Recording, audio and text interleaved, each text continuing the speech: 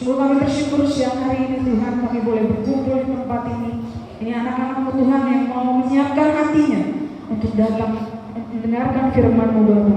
Kami buka hati kami yang seluas-luasnya dan kami perkatakan di dalam nama Tuhan Yesus, kuasa Roh Kudus bekerja mengubah setiap kami yang datang Tuhan. Kami percaya kami datang hari ini tidak sama seperti kami pulang Tuhan. Ketika firman-Mu ditaburkan, yang sakit Tuhan sembuhkan, yang lemah Tuhan kuatkan, yang Tuhan dalam kesedihan hiburkan ya Bapa. Ini iman percaya kami siap bekerja dalam kuasa Roh Kudus. Mari kita semua yang percaya katakan amin. Haleluya. Terima kasih buat singer. Shalom. Apa kabar semuanya? Oke, puji Tuhan. Saya akan sapa dengan salam Pentakosta ya. Haleluya. Puji Tuhan. Puji Tuhan. Haleluya. Haleluya. Berikan tepuk tangan untuk Tuhan Yesus. Terima kasih Bapak Ibu yang terkasih dalam nama Tuhan. Syukur kepada Tuhan Yesus kita bisa berkumpul di sini. Pastinya karena anugerah Tuhan. Dan saya bisa berdiri di sini pastinya karena orang dalam ya.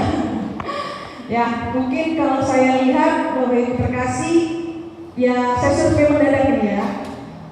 Sekitar 70% sih saya kenal, kita saling mengenal. Mungkin sekitar 15% saya lihat dulu anak-anak sekolah minggu yang suka lari sana sini sudah besar. Sekitar 15% lagi wajah-wajah baru. Jadi saya harus memperkenalkan diri ya. Walaupun dari tekstur muka mungkin sudah kenal. Saya anak bapak Mbak pastinya ya. Namanya Susi, Lawati, Putri, Ningsi, Siriorino. Panjang ya. Saya pernah tanya bapak saya, Pak artinya nama saya apa? Udah biarkan bapak aja katanya gitu.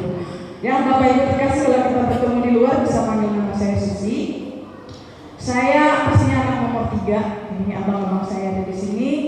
Kebetulan saya lagi tugas sebenarnya. Saya lagi dinas. Jadi saya bekerja di Jakarta, di Truk Damri. Ini cabangnya salah satu ada di dekat kita ya. Jadi saya lagi tugas. Sebenarnya saya harus pulang kemarin Sabtu bersama tim saya. Tapi abang saya bilang untuk tadi jalur dalam ya. Dek bawa firman lah gitu. Karena puji Tuhan saya di Jakarta sudah mulai dipercayakan untuk bawa firman juga di bandaranya. Saya bilang sebenarnya bang saya harus pulang hari Sabtu, tapi karena ini untuk Tuhan saya bilang oke. Nah Sabtu kemarin saya main dengan abang saya dan keluarga. Yuk ikut latihan musik. Loh saya bawa firman lo besok. Saya bilang gak apa-apa. Oke saya bilang begitu. Jadi saya berangkat hari ini main musik sama pelayanan untuk melihat Tuhan. Amin. Dan saya percaya Bapak Ibu yang terkasih di tempat ini juga bukan memandang kepada saya, tapi sudah pada kerinduan kepada Tuhan. Saya lihat sih wajah-wajahnya wajah-wajah haus dan lapar akan Tuhan. Amin. Amin. Karena saya tidak punya oleh-oleh. Ya tadi Mas Rena mana oleh-olehnya? Nggak ada. Saya akan kasih oleh-oleh pantun buat kita. Tolong dibantu ya. Biasanya kalau ada pantun kan cakep gitu. Nah tolong dibantu ya. Pedagang jamu di dalam mobil. Oke, mantap. Bawa kelapa berjumlah ganjil. Jika hidupmu terasa labil, jangan lupa membaca Injil. Amin. Satu lagi, biar mantap. Sebelum Senin adalah Minggu, sesudah Senin hari Selasa. Lupakan sejenak gundahanmu, kita nikmati firman Tuhan bersama. Amin. Oke, tepuk tangan sekali lagi untuk Tuhan. Yang terkasih kita akan sama-sama belajar mengenai firman Tuhan. Saya akan sebut ini sharing karena saya tidak punya latar belakang teologi ya. Tema yang saya ambil di sini adalah persiapan awal memasuki medan peperangan rohani. Peperangan rohani ini sebenarnya firman Tuhan sudah sangat jelas katakan dalam kitab Efesus ya Bapak Ibu terkasih, Efesus 6 ayat 10 sampai 18. Ketika kita masuk dalam peperangan rohani, maka perlengkapan senjata Allah itu sudah disiapkan kepada kita. Oke, jadi firman Allah hari ini akan kita sama-sama pelajari persiapan awal memasuki medan peperangan rohani. Bapak Ibu, kita tahu bahwa ketika manusia Adam dan Hawa jatuh dalam dosa, Allah telah mengutuk ular itu. Apa yang dia kutuk? Bahwa makananmu adalah debu tanah. Ya, kita tidak pernah lihat ular makan debu ya. Pernah nggak ada lihat ular makan duluan adalah simbol si iblis, Allah kutuk dia, makanannya debut tangan. Nah, siapa yang debut tangan itu? Kitab Kejadian 3 ayat 14 mengatakan, lalu berfirmanlah Tuhan Allah kepada orang itu, karena engkau berbuat demikian, maka terkutuklah engkau di antara segala binatang hutan. Ya, dengan perutlah engkau akan menjalar dan debu tanahlah akan kau makan seumur hidupmu. Kemudian Kejadian 2 ayat 7, ketika itulah Tuhan Allah membentuk manusia itu dari debu tanah. Jadi kita Bapak Ibu makanannya si iblis. Oke? Jadi kita yang jadi santapannya si iblis. Alkitab juga mencatat dalam 1 Petrus 5 ayat 8, sadarlah dan berjaga-jagalah lawanmu si iblis, si iblis yang berjalan keliling sama seperti singa yang mengaum-ngaum dan mencari orang yang dapat ditelannya. Nah, kalau kita sudah dikatakan akan menjadi sasarannya si iblis, apakah kita akan membiarkan diri kita jatuh? Ini berbicara tentang kehidupan kita. Kalau kita tidak memperlengkapi diri kita dengan perlengkapan rohani yang Alkitab katakan dalam kitab Efesus, maka itu sangat empuk, sangat enak dengan gampangnya bisa memakan kita. Ya. Kita bisa buka dari kitab Efesus 6 ayat 10 sampai 18. Inilah perlengkapan senjata yang Allah yang sudah diberikan kepada kita. Dalam kitab Efesus 6 ayat 14, kita harus berikat pinggangkan kebenaran, berbaju silakan keadilan, kaki harus berkasutkan kerelaan, memberitakan Injil damai sejahtera. Pakai perisai ya, perisai itu yang seperti ini, perisai iman kita. Kemudian ketopong keselamatannya, itu ketopong yang melindungi kepala kita, keselamatan, dan pedang roh, yaitu firman Allah. Saya tidak akan dalam membahas tentang perlengkapan ini, tetapi banyak yang terjadi adalah anak-anak Tuhan belum siap untuk berperang. Sehingga yang terjadi, kita anak Tuhan cuma ada 2 yang terjadi, kita menjadi kecewa dan meninggalkan Tuhan, atau kita memutuskan untuk mendekat dan menggantungkan hidup kita dengan Tuhan. Ya, kalau kita tidak pakai tadi perlengkapan senjata Allah ini, contohnya apa? Sakit penyakit datang. Oke, kita sudah pakai iman untuk berdoa, Tuhan sembuhkan, Tuhan sembuhkan. Tetapi yang terjadi tidak ada, mungkin tidak ada. Apakah kita akan menjadi kecewa? Bisa saja. Makanya perlengkapan iman itu, perlengkapan senjata Allah itu dipakai setiap saat. Oke, tadi kita membahas persiapan awalnya. Next, kita sama-sama baca. Sebenarnya Bapak Gembala bilang tidak boleh ditampilkan, tapi saya tampilkan saja. Dalam kitab 1 Tesalonika 5 ayat 23. Mari kita baca bersama-sama Bapak Ibu. Ya, 1, 2, 3. Semoga Allah damai sejahtera menguduskan kamu seluruhnya, dan semoga roh, jiwa, dan tubuhmu terpelihara sempurna dengan tak bercacat pada kedatangan Kristus Tuhan kita. Apa yang harus kita persiapkan untuk masuk ke dalam medan peperangan itu, Bapak Ibu? Kita perlu mencek kembali tubuh kita, jiwa kita, dan roh kita. Ya, jadi tubuh, jiwa, dan roh ini adalah unsur kita sebagai manusia yang disebut dengan unsur trikotomi. Ya, kita bukan sedang belajar biologi di sini, kelihatan ya. Ya, tubuh.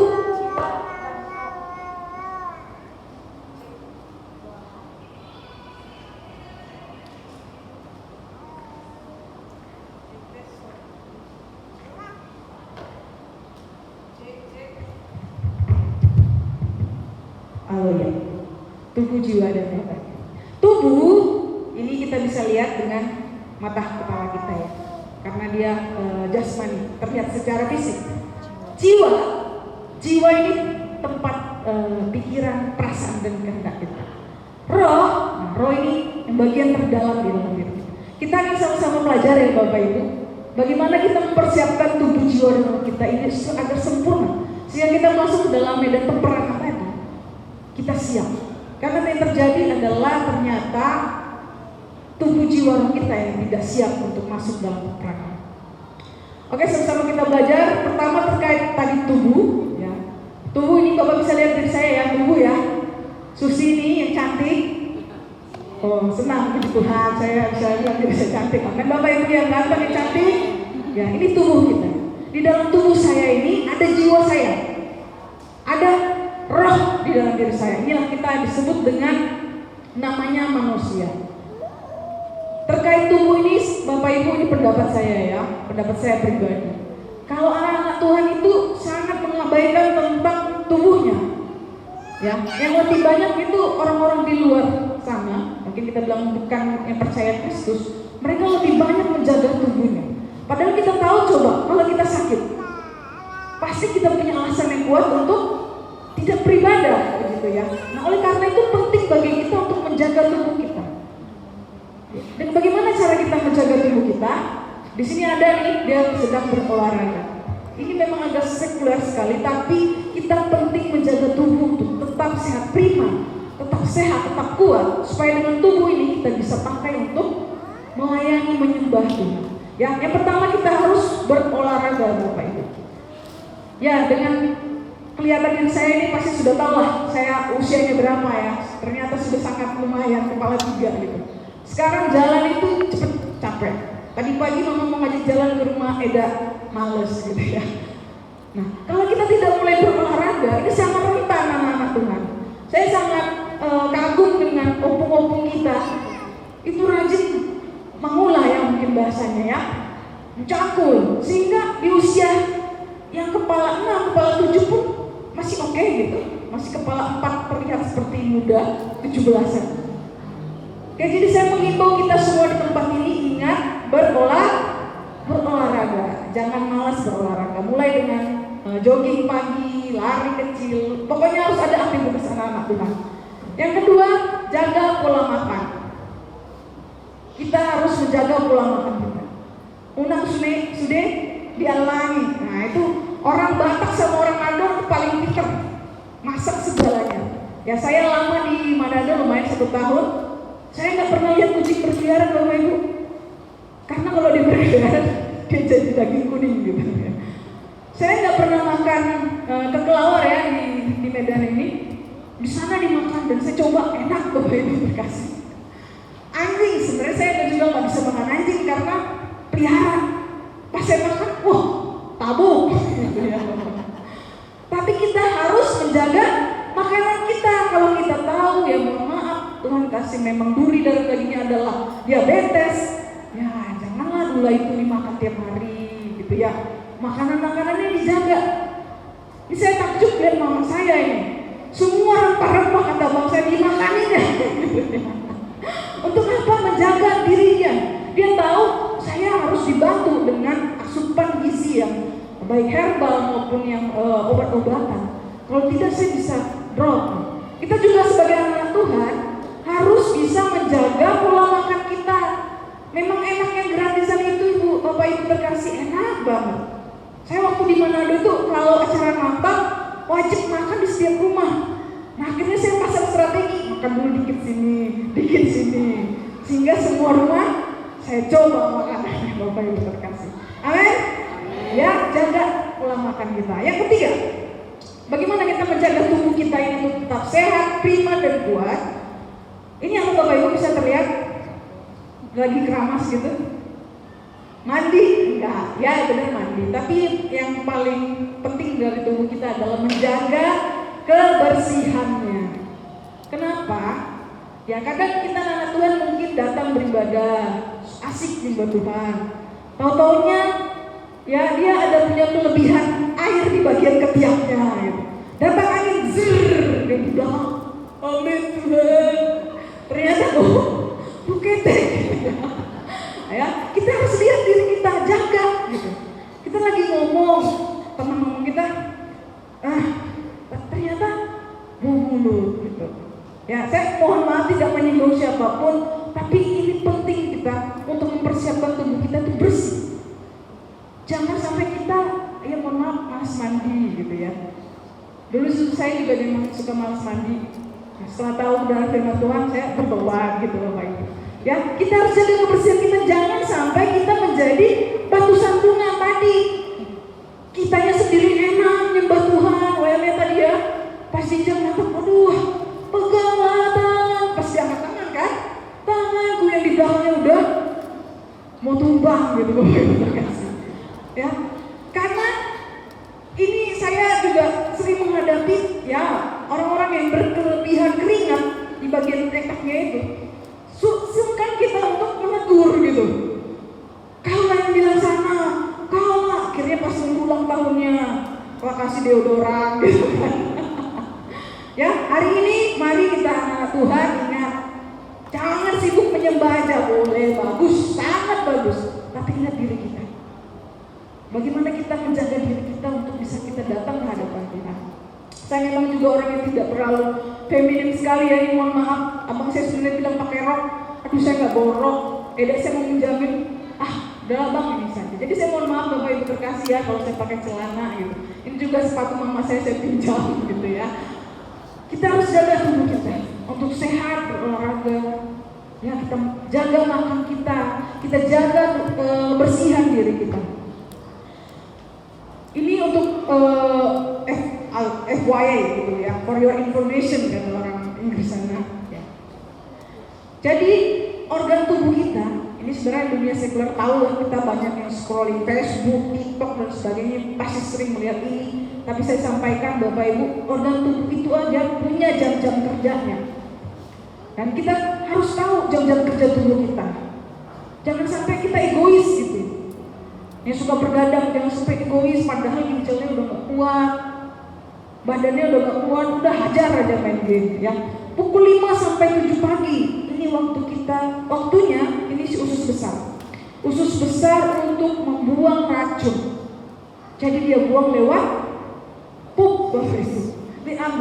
Jadi sangat dianjurkan dari segi kedokteran untuk kita BAB di pagi hari ya, sekitar jam 5 sampai jam 7. Jam 7 sampai jam 9 pagi, ini waktunya si lantung. Dia sangat aktif untuk menyerap makanan. Makanya dianjurkan kita untuk sarapan yang bergizi pastinya, supaya asupan tadi itu langsung terserap oleh lambung kita. Kalau gitu anak-anak yang masih kecil itu memang disarankan dan diwajibkan mungkin siapkan sarapan yang bergizi. Sehingga nutrisi itu cepat terserap ke otaknya, dia jadi anak-anak yang cerdas. Saya tidak membaca sampai habis, Bapak Ibu bisa searching lah, lihat di internet, tapi memang kita perlu tahu tentang jam-jam kerja tubuh kita ini, supaya pun kita bisa, saya harus makan ini yang berserat, supaya nanti jam 7 atau jam 5 pagi saya bisa. Oke Bapak Ibu terkasih, itu terkait dengan tubuh. Untuk kita siap masuk ke perangan tubuh tadi perlu kita jaga, agar sehat, prima, kuat, kita rajin berolahraga. Ya, yang kedua kita jaga pola makan kita. Yang ketiga kita jaga kebersihan kita. Yang kedua tentang jiwa Bapak Ibu terkasih. Nah, jiwa ini yang tidak dapat kita lihat, tapi kita dapat merasakannya. Ya, misalnya sedih, ada kedukaan orang kita ikut merasakan simpati ya. Itu jiwa yang akan habis itu. Dan kita semua punya jiwa, men. Ya, kalau sampai kita ajak ngomong diem aja ya mungkin lagi banyak pikiran, positif thinkingnya. Di jiwa ini tadi ada pikiran, ada kehendak, ada perasaan. Pikiran dengan perasaan ini survei ya, penelitian para ahli memberikan penelitian bahwa laki-laki itu lebih menonjol kepada pikirannya. Jadi dia pakai otak kiri atau kanannya? Kiri untuk berpikir secara logis. Dan sedangkan perempuan itu sangat menonjol dengan perasaannya. Jadi apa-apa pakai perasaan. Oleh karena itu kita harus tahu ya jiwa-jiwa ini tadi, sehingga jangan sampai perempuan sama laki-laki, yang satu laki-laki ngotot pakai logika, yang perempuan ngotot pakai perasaan, akhirnya nggak ketemu Bapak Ibu. Ini harus penting kita pahami. Ya, kehendak kita, perasaan tadi ada ya, rupa-rupanya sedih, ini sini ada amarah, ada terkejut ke perasaan apa tidak ya, berbagai rupa dari emosi kita, kemudian ada kehendak. Ya, ini jiwa ini tepatnya di hati kita. heart, bukan di liver ya, di heart kita. Oke, yang ketiga, nah apa yang harus kita lakukan dengan jiwa kita? Alkitab mengatakan firman Tuhan dalam Roma 12 ayat 2, janganlah kamu menjadi serupa dengan dunia ini, tetapi berubahlah oleh pembaruan budimu, sehingga kamu dapat membedakan manakah kehendak Allah, apa yang baik, yang berkenan kepada Allah dan yang sempurna. Nah, apa yang harus kita lakukan dengan jiwa kita Bapak Ibu? Perasaan, pikiran, kehendak kita tadi itu harus diperbaharui. Dengan apa diperbaharui? Alkitab mengatakan dengan firman Allah. Jadi setiap hari kita harus perbaharui jiwa kita, perbaharui pikiran kita, perbaharui perasaan kita, perbaharui kehendak kita itu dengan kebenaran firman Tuhan. Karena kalau jiwa kita tidak diperbaharui, ini menjadi salah satu hambatan bagi kita untuk siap berperang, Bapak Ibu. Peperangan kita bukan fisik ya tadi ya, kayak ada tentara tadi yang kita harus bawa senjata. Oke, di Jayapura, saya pernah ke Jayapura, di sana memang konflik. Polisi, tentara itu memang harus standby di posisi-posisi rawan gitu. Nah, kita peperangannya tidak terlihat. Bahasa dunia ini mungkin secara spiritual. Oleh karena itu kalau pikiran kita tidak ada firman Tuhan, yang muncul aja gelap. Aduh, kayaknya itu inang yang meninggal tetangga sebelah lewat. Seperti itu. Pikirannya diisi dengan yang tidak baik. Ya, jadi jiwa kita tadi, pikiran, perasaan, kehendak kita memang harus kita perbaharui. Perbaharui artinya progres. Enggak hari Minggu aja datang perbaharui jiwanya, susah. Ya, tapi setiap hari ya, kita mencatat perbaharui diri. Setiap hari dengan kebenaran firman Tuhan Bapak Ibu terkasih. Next. Yang ketiga, ini tadi unsur yang ketiga ya, ada tubuh, jiwa, dan roh yang tidak kelihatan ini.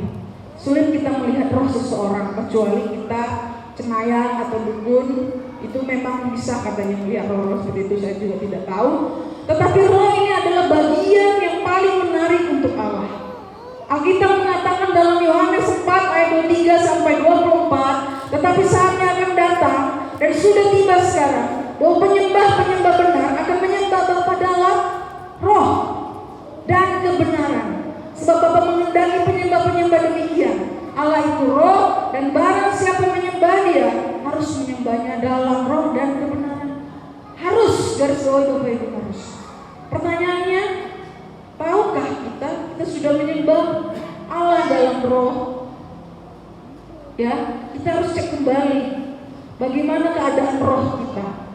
Tadi tubuh memang sangat gampang Bapak Ibu, sangat gampang untuk memelihara tubuh ini. Kuku udah panjang, kita potong. Ya, rambut saya ini agak-agak berantakan, mungkin bisa kita sisir gitu. Sangat gampang melihat kondisi tubuh, tapi bagaimana dengan kondisi roh kita? Ya, anak Tuhan yang datang ke gereja, rohnya nggak siap. Alkitab mencatat sendiri, menyembah Allah itu harus roh. Kalau kita menyembah Dia dengan roh dan kebenaran, maka apa yang perlu kita cek dengan roh kita? Satu, pastikan kita menerima roh yang baru di dalam Kristus Yesus melalui pertobatan dan baptisan. Ya, Bapak Ibu terkasih, di sini sudah terima Yesus, amin. Amin. Coba saya lihat tangan terangkat. Masih percaya Yesus? Amin. Ya, sekarang itu penyimpangannya ya. Kalau yang suka TikTok, anak-anak muda atau Facebook, hamba Tuhan ada yang terkenal tuh sudah mulai menurut saya tidak memahami, tapi sudah mempertanyakan keselamatan dalam Yesus gitu. Itu sangat bahaya ya. Saya tidak ahli teologi, saya tidak tahu, tapi yang saya pegang adalah Tuhan Yesus satu jujur selamat, amin. Itu sudah tidak ada harga mati lah, itu harga mati. Pastikan roh kita menerima Tuhan Yesus sebagai Tuhan dan Juru Selamat. Roh yang baru. Dalam 2 Korintus 5 ayat 17, jadi siapa yang ada di dalam Kristus, ia adalah ciptaan yang baru. Yang lama sudah berlalu, sesungguhnya yang baru sudah datang. Itulah kehidupan kita sebagai orang-orang percaya. Ketika kita percaya Yesus, kita memutuskan, kita bertobat, maka kita punya roh yang baru. Ya, Bapak Ibu terkasih, jangan pernah takut lagi. Kita sudah terima roh yang baru dalam Kristus. Percakapan ini dilakukan antara Tuhan Yesus dan Nikodemus. Waktu itu Tuhan Yesus bilang, aku berkata kepadamu, sesungguhnya jika seorang tidak dilahirkan kembali, ia tidak dapat melihat kerajaan Allah. Kerajaan Allah berbicara tentang surga sebagai tujuan akhir kita. Kata Nikodemus kepadanya, bagaimana mungkin seorang dilahirkan kalau dia sudah tua? Ini pikiran tadi. Jiwanya masih belum diperbarui Nikodemus. Gimana Tuhan Yesus, saya udah tua, masa masuk lagi dalam kandungan ibu saya? Ya.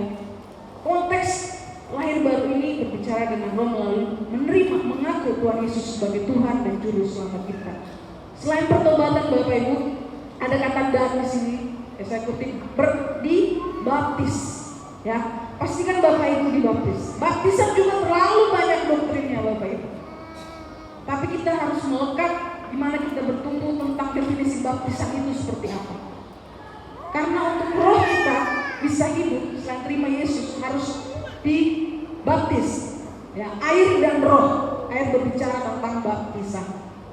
Jadi yang pertama tadi pastikan kita memiliki roh yang baru di dalam Kristus. Yang kedua, apa yang harus kita lakukan dengan roh kita untuk siap memasuki medan peperangan? Ya, yang kedua adalah kita harus terima Roh Kudus. Pantekosta, ini Pantekosta ya, aliran Roh Kudus seperti itu Bapak Ibu. Jadi nggak cukup kita sudah terima Yesus, tapi kita harus meminta Roh Kudus dalam hidup kita. Nah, kita mengatakan daging kita ini lemah Bapak Ibu. Jadi kalau tidak ada Roh Kudus yang menolong kehidupan kita sehari-hari, gampang sekali, gampang ya. Mau bagaimanapun kita guling-guling berdoa, air mata menangis, tapi kalau hidup kita tidak dituntun Roh Kudus, Yesus katakan mintalah Roh Kudus untuk menolong kita melalui setiap hari-hari dalam hidup kita. Amin. Kisah Para Rasul 1 ayat 8 mengatakan, tetapi kamu akan menerima kuasa kalau Roh Kudus turun ke atas kamu dan kamu akan menjadi saksiku. Ya, ini pentingnya Roh Kudus dalam hidup kita Bapak Ibu. Kuasa katanya. Nah, kadang anak-anak Tuhan itu seperti tertutup, tidak mengerti ketika ada Roh Kudus dalam diri dia. Ada yang sakit, panggillah mantan kita dulu biar didoakan. Itu betul, kita juga mengatakan panggil. Tetapi ingat, kita pun punya kuasa sebenarnya. Doakan dulu. Pakai kuasa itu dalam nama Tuhan Yesus. Bilur-bilur, Tuhan menyembuhkan. Pakai kuasa itu. Dan apapun yang terjadi, percayakan sama Tuhan. Kalau memang harus memanggil hamba Tuhan, silakan. Ya, tapi jangan sampai kita mendewakan, ya, mengandalkan hamba Tuhan saja. Padahal kita sendiri pun Tuhan sudah katakan punya kuasa itu. Lukas 11 ayat 1-13 mengatakan, mintalah Roh Kudus. Allah akan memberikan Roh Kudus kepada mereka yang meminta kepadanya. Bahasanya sederhana ini ya Bapak Ibu, mintalah. Saya mau kasih ilustrasi sedikit nih. Meminta Roh Kudus itu sangat gampang. Tinggal berdoa dari hati Bapak, saya minta Roh Kudus setiap hari menuntun hidup saya. Sangat sulit ketika meminta pinjaman Bapak Ibu. Intermezzo sedikit ya. Saya teman saya di Jakarta yang gak lama kenal gitu, tiba-tiba WA, apa kabar, terus gitu ya. Baik, apa kabar nih? Ya oke, basa-basi. Ujungnya, terus boleh pinjam duit gak? Untuk meminjam duit, ini saya tidak minum siapapun ya Bapak Ibu terkasih. Saya mau katakan, meminta Roh Kudus itu tidak sesulit lah kita minta utang atau pinjaman ke teman kita atau ke siapapun. Yang kita harus pakai kata-kata merayu dia, kata-kata belas kasihan dan sebagainya supaya dia meminjamkan uang. Tapi meminta Roh Kudus itu, ya segampang kita ngomong gitu, Tuhan Yesus saya butuh Roh Kudus. Bapak saya butuh Roh Kudus setiap hari menuntun saya. Just it, tuh, kata orang Indonesia. So money, hanya minta berdoa Roh Kudus untuk menolong kehidupan kita. Amin.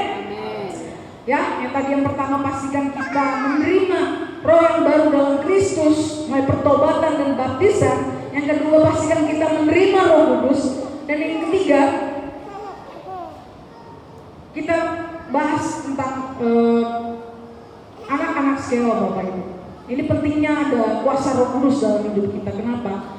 Bapak Ibu mungkin sudah pernah dengar kisah tentang anak-anak skewa ya. Jadi waktu itu ada anak skewa, dia mengusir roh jahat dalam nama Yesus, dia pakai nama itu. Tetapi ketika dia coba usir, yang terjadi adalah roh jahat itu ngomong nih, Yesus aku kenal, Paulus aku ketahui, tapi kamu siapa? Gitu. Kenapa? Ya karena tadi dia coba pakai nama Yesus, tapi dia gak penuh dengan Roh Kudus. Hidupnya gak melekat sama Tuhan. Oleh karena itu sangat hati-hati tuang Taurat Tuhan. Takut akan Tuhan itu benar-benar harus kita lakukan. Jangan sampai kita memang terlalu pede ya, tapi kita gak hidup dekat dengan Tuhan. Sampai roh jahat itu sendiri yang akhirnya menggagahi anak-anak skewa ini, Bapak Ibu. Bapak Ibu bisa baca nanti ya dalam Kisah Para Rasul 19 ayat 15, bagaimana anak skewa ditunggang-balikan oleh roh jahat akibat dia hidupnya tidak kenal Tuhan Yesus. Yang ketiga, apa yang harus kita lakukan untuk roh kita? Roh harus diberi makan, Bapak Ibu terkasih. Kita harus beri makan roh kita dengan apa?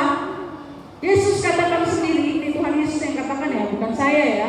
Matius 4 ayat 4, tetapi Yesus menjawab, ada tertulis manusia hidup bukan dari roti saja, tetapi dari setiap firman yang keluar dari mulut Allah. Amin. Puji Tuhan. Haleluya. Puji Tuhan. Ya, ini memang jam-jam rawon Ibu terkasih ya. Roh kita harus diberi makan. Jangan hanya tubuh ini yang makan, kita tahu 3 kali sehari. Tetapi roh kita sendiri tidak kita kasih makan. Dengan cara apa kita kasih makan? Sangat sederhana. Satu, kita mulai komitmen untuk baca firman Tuhan, baca Alkitab kita. Berapa kali sehari kita baca Alkitab kita? Kalau tubuh kita saja kita harus wajib makan 3 kali sehari. Saya ingat kemarin mama saya bilang, pas dia belum sarapan lemas lah dia. Padahal enggak tuh, be aja gitu. Apalagi roh kita, Bapak Ibu. Roh ini sangat banyak pergumulannya di roh tadi itu. Kita harus beri makan dengan membaca firman Tuhan. Yang kedua dengan berdoa. 1 Korintus 14 ayat 4, siapa yang berkata-kata dalam bahasa roh, dia membangun dirinya sendiri. Ini juga banyak sekali perdebatan hamba Tuhan terkait dengan bahasa roh. Tetapi firman Allah sudah jelas, kalau kita mulai membangun bahasa roh, kita sedang membangun diri kita. Oleh karena itu ambil waktumu, kunci kamarmu, berdoa, menangislah. Kita harus mulai membuat komitmen itu. Yang ketiga, bangun mesbah pujian dan penyembahan. Daud itu sosok ya, yang sangat disukai Tuhan, disenangi Tuhan. Kenapa? Dia pujian penyembahannya naik ke hadapan Tuhan. Kerajaannya kokoh itu kerajaannya Daud, Bapak Ibu. Saul Tuhan sudah coret dari muka bumi itu pada waktu itu. Tapi Daud sekalipun dia melakukan dosa yang besar, ya, masih Tuhan kokohkan kerajaannya. Anak-anaknya masih menjadi raja pada saat itu, Bapak Ibu terkasih. Kita pun harus membangun untuk pujian penyembahan kita, ya. Di tengah-tengah keluarga, orang tua, ajak keluarganya nyanyi pujian menyembah Tuhan, bangun mesbah keluarganya masing-masing. Amin. Amin. Haleluya. Bagaimana tadi kita melakukan persiapan awal, Bapak Ibu? Yang satu, tubuh kita harus sehat, kuat dan prima. Kita harus berolahraga, menjaga pola makan, ya, menjaga kebersihan tubuh, persiapkan tubuh kita, persiapkan jiwa kita dengan pembaruan dengan firman Allah, akal budi kita, perasaan kehendak kita selaras dengan firman Tuhan. Dan yang ketiga, pastikan roh kita, ya, roh kita itu menerima Tuhan Yesus sebagai Tuhan Juru Selamat. Kita dibaptis, ingat Bapak Ibu terkasih, harus dibaptis. Kemudian kita harus meminta Roh Kudus untuk menuntun langkah kita setiap hari. Dan yang ketiga, kita harus kasih makan roh kita dengan firman Tuhan. Kita bangun doa, kita bangun mesbah pujian. Nah, tubuh jiwa roh ini tadi harus tersinkronisasi. Ini sangat penting Bapak Ibu. Jangan sampai tubuh jalan kemana, roh jalan kemana. Banyak, saya tidak mau menghakimi, tubuhnya malam ke klub, rohnya mungkin hari Minggu ke gereja. Gak sinkron kan? Ya, tubuh jiwa rohnya harus sinkron, bukan dia terpisah. Kalau tubuh jiwa roh itu terpisah, ya manusia itu akan mati. Ya, kenapa harus tersinkronisasi? Pertama, tubuh itu adalah pintu masuk menuju jiwa. Jadi segala sesuatu yang mau masuk ke jiwa kita, ke pikiran kita, ke perasaan kita, ke kehendak kita, itu awalnya dari mata kita, dari telinga kita, dari mulutnya orang lagi berbicara masuk ke telinga kita, itu jadi masuk ke pikiran kita. Contoh, Bapak Ibu terkasih, pasti kita semua sudah menghadapi namanya COVID ya, tahun 2020 kemarin. Bagaimana isu berita semuanya itu sangat mencekam, masuk ke jiwa kita. Kita kena aja ya, orang batuk aja kita udah lihat dia, COVID gak orangnya gitu ya. Bayangkan tahun 2020 kita menghadapi kondisi yang sangat luar biasa. Bukan hanya kita tapi dunia gitu. Ya, itu masuk ke jiwa kita. Udah mati lagi pasti udah kena COVID. Jiwanya itu udah kena Bapak Ibu. Jadi tubuh ini benar-benar kita jaga, ibarat sebuah pintu, masuknya semua itu ke dalam jiwa kita, ya lewat tubuh kita, lewat panca indera tadi, lewat mata kita, telinga kita dengar hal-hal yang negatif, hal-hal yang tidak benar, udah pikiran kita udah aneh-aneh pastinya. Jadi kita biasakan untuk memfilter, menyaring apapun itu yang masuk ke jiwa kita. Jiwa. Tadi tubuh ya, yang menjadi pintu masuk menuju roh, dan jiwa ini pintu masuk menuju roh kita. Berarti peran pentingnya adalah di tubuh. Alkitab mengatakan tubuh daging kita ini lemah, dan itu sering sekali menjadi alasan klasik anak-anak Tuhan. Padahal namanya juga dagingku lemah gitu. Padahal tadi karena dia tidak mau berkomitmen menjaga tubuhnya gitu. Sehingga jiwa dan rohnya jadi lemah gitu. Yang dimasuknya suka-sukanya. Akhirnya rohnya, padahal Allah sangat tertarik. Penyembahan yang mau kita buat kepada Tuhan, yang kita bawa kepada Tuhan, itu adalah penyembahan roh Bapak Ibu terkasih. Apa yang terjadi akhirnya? Kalau roh kita tadi dipenuhi dengan hal-hal yang negatif. Dalam 1 Korintus 2 ayat 12 sampai 14, ternyata ada dua jenis roh Bapak Ibu. Ada roh dunia dan ada roh jahat. Perbedaannya apa? Ya, ketika dalam kitab Lukas 11 ayat 24 sampai 26, di situ nanti Bapak Ibu bisa baca sendiri bagaimana seorang yang rumahnya sudah diusir, dibersihkan, ibarat hati ya. Orang itu sudah menerima Yesus, nah, tapi dia tidak membangun hidup dia. Maka roh jahat yang masuk. Jadi roh jahat itu bisa memasuki kehidupan kita. Tetapi kalau roh dunia dia tidak masuk, tetapi dia memblokir roh itu. Makanya kita kenal banyak orang-orang ateis, ya. Karena apa? Jiwanya tadi lebih banyak diisi dengan pikiran-pikiran yang logis. Coba kamu buktikan Tuhan itu seperti apa. Itu orang-orang ateis. Jadi roh dunia itu yang memblokir hal-hal yang spiritual tadi, hal-hal yang masuk ke roh kita, dan dia tidak terima. Yang dia terima, kamu buktikan di mata saya bagaimana Tuhan itu. Dan tidak jarang juga roh dunia ini membuat ya ketika kita beribadah ya udah nyanyi aja. Tapi saya percaya jemaat Tuhan di tempat ini ketika dia datang dia sudah siapkan hati, amin. Dia sudah berdoa, Tuhan saya mau memuji menyembah Tuhan. Roh jiwanya, tubuhnya dia sudah berdoa dalam nama Yesus. Tubuh jiwa roh saya mau pakai untuk menyembah Tuhan.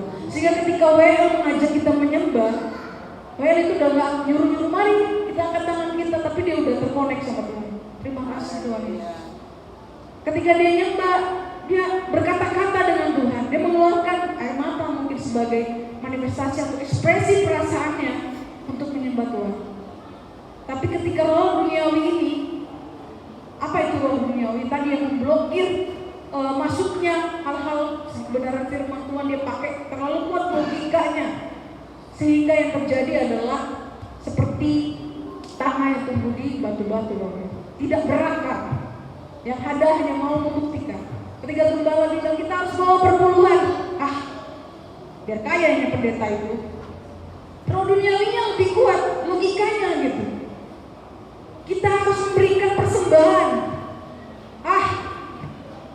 paling dia mau ke Jepang itu nanti gitu. Ya Bapak Ibu terkasih, roh dunia ini adalah hal-hal yang logik, yang ingin diterima secara dunia. Perdebatannya ini masuk akal, sangat masuk akal. Dan kalau kita anak Tuhan tidak pegang firman Tuhan, malah kita sendiri bisa terjebak dan jatuh, Bapak Ibu.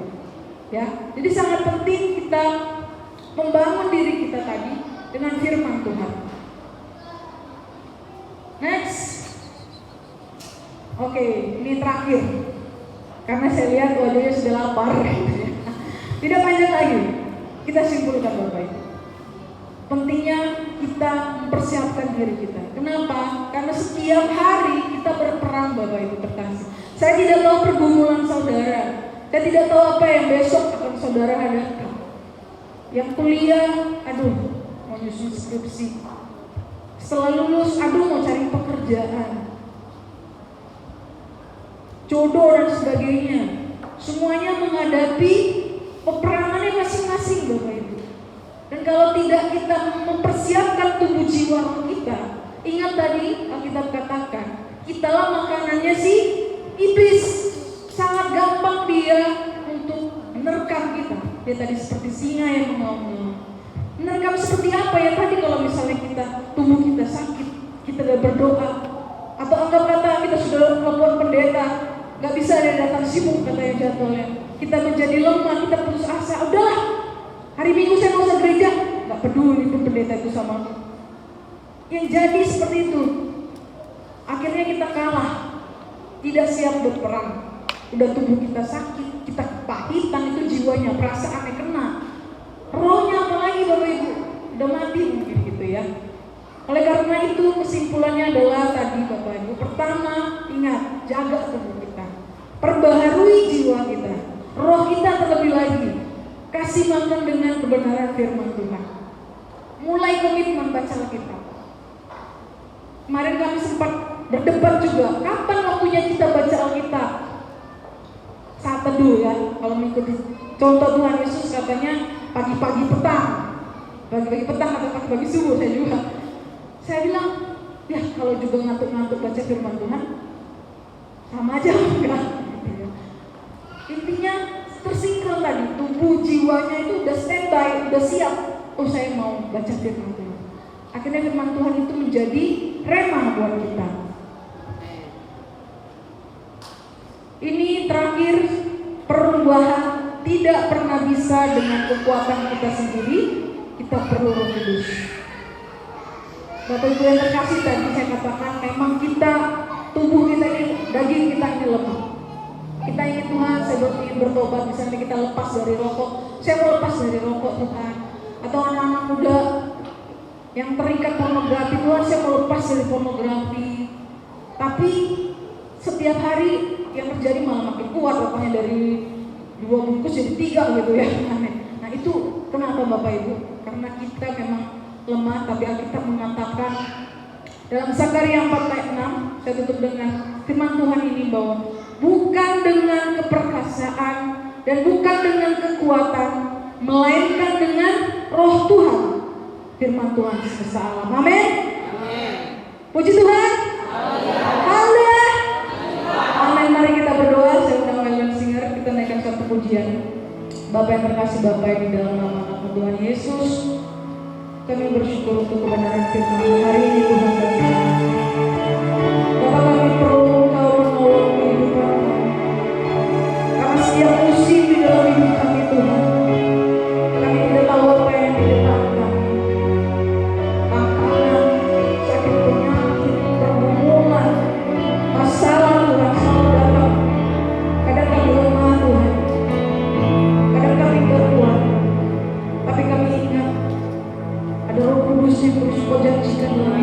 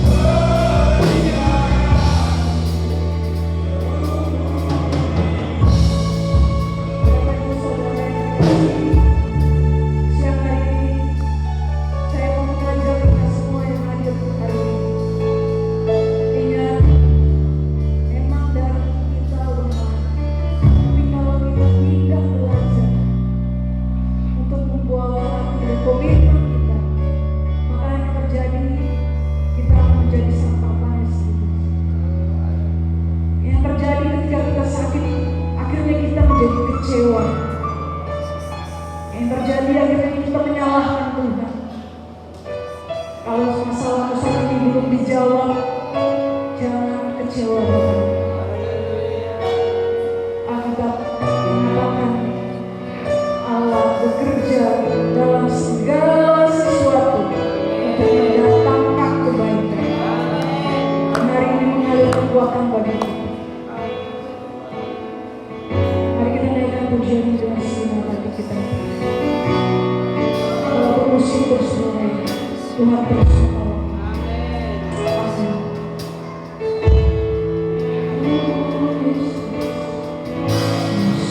Akan selalu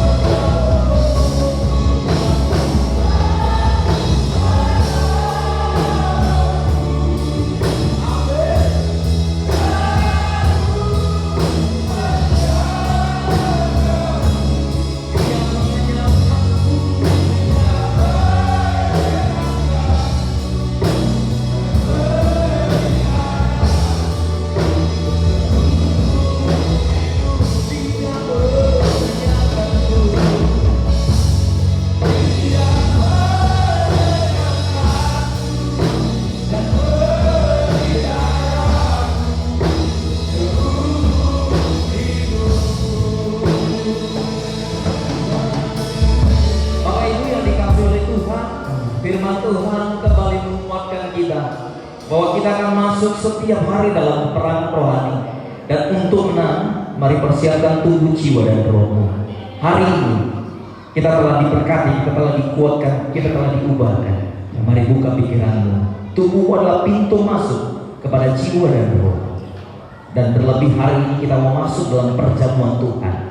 Ini juga salah satu cara yang dipakai oleh Tuhan, bahwa Tuhan memperlengkapi kita. Amin. Dia di dalam kita dan kita di dalam Dia. Haleluya. Mari sebelum kita masuk dalam perjamuan Tuhan, kita berdoa, kita siapkan hati kita, minta ampun kepada Tuhan dan minta ampun kepada orang yang bersalah kepada kita. Amin. Kita berdoa. Terima kasih Tuhan Yesus buat kepada firman-Mu. Terima kasih buat lawatanmu di siang hari ini Bapa. Biarlah kami Tuhan bukan saja sebagai pendengar, tapi pelaku-pelaku firman-Mu. Kebenaran firman-Mu yang ditaburkan, boleh Bapak boleh tertanam, bertumbuh, berakar, berbuah dalam hidup kami. Sebentar kami mau masuk dalam perjamuan Tuhan, layakkan kami. Orang yang boleh layak masuk dalam perjamuan Tuhan adalah orang yang mempersiapkan hati, tubuh, jiwa, rohnya. Terlebih mau mengampuni orang yang bersalah kepadanya sebelum Tuhan mengampuni. Ini kami Bapa. Sebentar kami masuk dalam perjamuan-Mu, Kau berkati tubuh dan darah-Mu. Sehingga ketika kami memakan tubuh dan meminum darah-Mu, terjadi sesuatu dalam hidup kami. Terjadi perubahan besar dalam hidup kami. Terjadi keselamatan besar bagi kami. Kesembuhan totalitas dalam hidup kami Bapak. Sebab firman-Mu yang selalu menguatkan kami. Itulah yang menjadi makanan kami Tuhan. Puji nama-Mu Bapak. Ini kami siap untuk masuk dalam perjamuan Tuhan. Kita yang siap dalam perjamuan